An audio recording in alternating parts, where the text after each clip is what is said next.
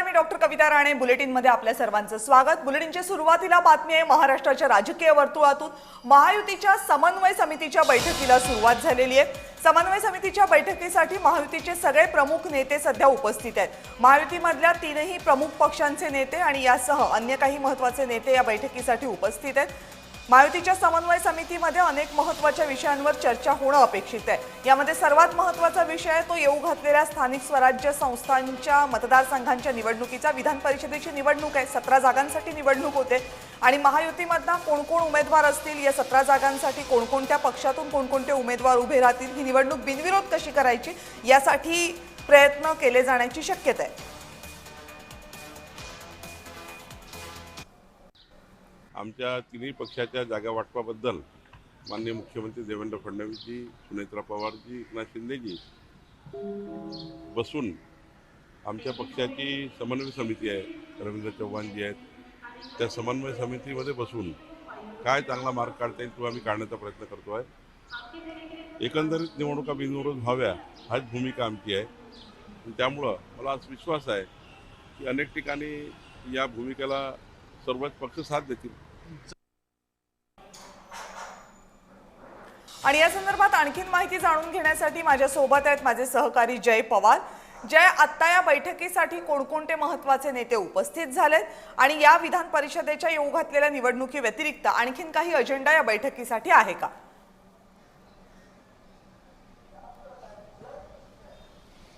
नक्कीच आपण पाहिलं तर खरं तर समन्वय समितीच्या बैठकीला सुरुवात झालेली आहे. भाजप असेल किंवा मग शिवसेनेच्या माध्यमातून सर्व मंत्री जे ते बैठकीला पोहोचलेले आहेत. या सर्व बैठकीमध्ये आपण पाहिलं तर ज्या स्थानिक स्वराज्याच्या निवडणुका आहेत त्या निवडणुकी संदर्भातल्या ज्या चर्चा ह्या बैठकीमध्ये होणार आहे. तब्बल 17 जागांसाठी ही निवडणूक पार पडणार आहे. यापूर्वीची निवडणूक पाहिलं तर 9 जागांसाठी पार पडली होती. त्यामुळे त्यावेळी वाटाघाटीच्या दरम्यान खरं तर भाजपच्या माध्यमातून जास्त जागा या ठिकाणी घेण्यात आल्या होत्या. मात्र यावेळीच खरं तर 17 जागा या ठिकाणी आहे. त्यामुळे या बैठकीमध्ये जे इतर पक्षात म्हणजे शिवसेना असेल किंवा राष्ट्रवादी अजित पवार पार्टीच्या माध्यमातून त्या ठिकाणी जागा वाटपामध्ये काही अधिकच्या जागेची मागणी केली जाते का हे सुद्धा पाहणं महत्त्वाचं असणार आहे. त्यासोबतच महामंडळाचं सुद्धा जागा वाटप हे त्या ठिकाणी झालेलं नाही. त्यामुळे या संदर्भात सुद्धा चर्चा ही या संपूर्ण बैठकीमध्ये होते का हे सुद्धा पाहणं महत्त्वाचं असणार आहे. त्यामुळे जिल्हा स्तरावरती जे काही इच्छुक उमेदवार आहेत त्यांची संख्या पाहता खरं तर अनेक इच्छुकांची यादी ही आता त्या लोकांनी व्यक्त केल्याचं पाहायला मिळतं. अनेक इच्छुकांनी आपल्या पक्षप्रमुखांकडे त्या ठिकाणचे पत्र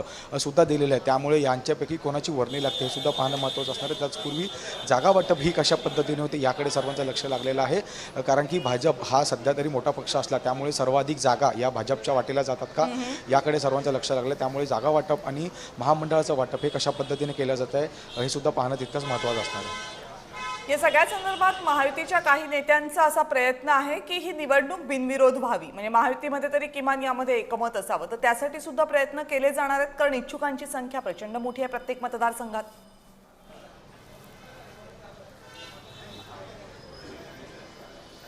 निश्चितच या संपूर्ण निवडणूक ही प्रक्रिया ही बिनविरोध करण्याची त्या ठिकाणी महायुतीचा प्रयत्न असणारच आहे. मात्र दुसरीकडे आपण पाहिलं तर उद्धव ठाकरे असेल किंवा मग राष्ट्रवादी काँग्रेस शरद पवार यांच्या माध्यमातून सुद्धा त्या ठिकाणी काही जागेची मागणी ही केली जाते का? कारण 17 जागा आहेत त्यापैकी ज्या जास्तीत जास्त जागा या भाजपच्याच नियुक्ती होणार आहे. त्यामुळे त्या ठिकाणी या संदर्भातली चर्चा ही महायुती असेल यांच्या माध्यमातून काही नेते मंडळी हे उद्धव ठाकरे असेल किंवा मग महाविकास आघाडीच्या नेत्यांची भेट घेतात का या संदर्भातली काही चर्चा करतात का हे सुद्धा पाहणं महत्त्वाचं असणार. मात्र जी बैठक ही सध्या दादा भुसे यांच्या बंगल्यावरती सुरू आहे. या ठिकाणी सर्वात प्रथम तर या ठिकाणच्या जागा वाटपा कशा पद्धतीने होतील याकडे ही बैठकीचं जे ते प्रामुख्याने लक्ष असणार आहे. त्यामुळे जागा वाटपाचा फॉर्म्युला हा कशा पद्धतीने आराखडा कशा पद्धतीने मांडायचा ह्याकडे सर्वांचं लक्ष लागलं. त्याच अनुषंगाने ही महत्त्वपूर्ण बैठक ही सध्या सुरू असल्याचं आपल्याला पाहायला मिळते.